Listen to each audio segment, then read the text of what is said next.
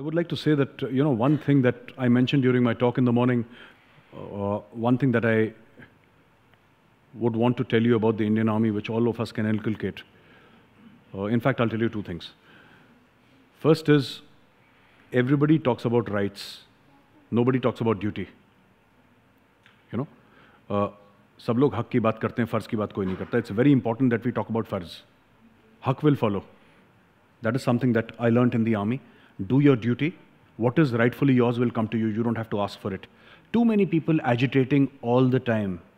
We want this, we want that, we want that. But what is your responsibility towards the country? That nobody does. Secondly, Abhayji mentioned, Lord Krishna, and he mentioned Guru Gobind Singh Ji Maharaj.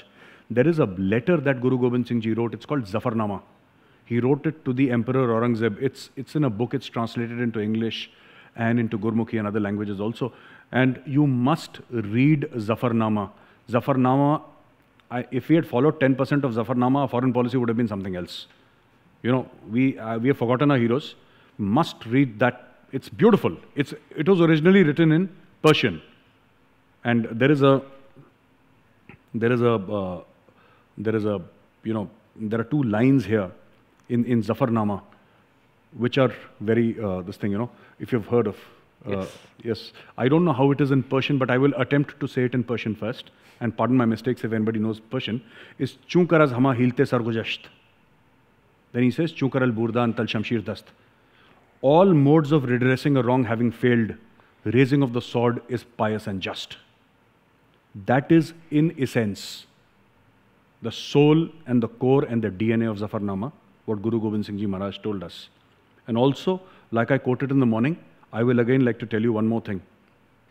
It's a beautiful, beautiful hadith out of the Holy Quran. And this hadith says that paradise is under the shade of swords.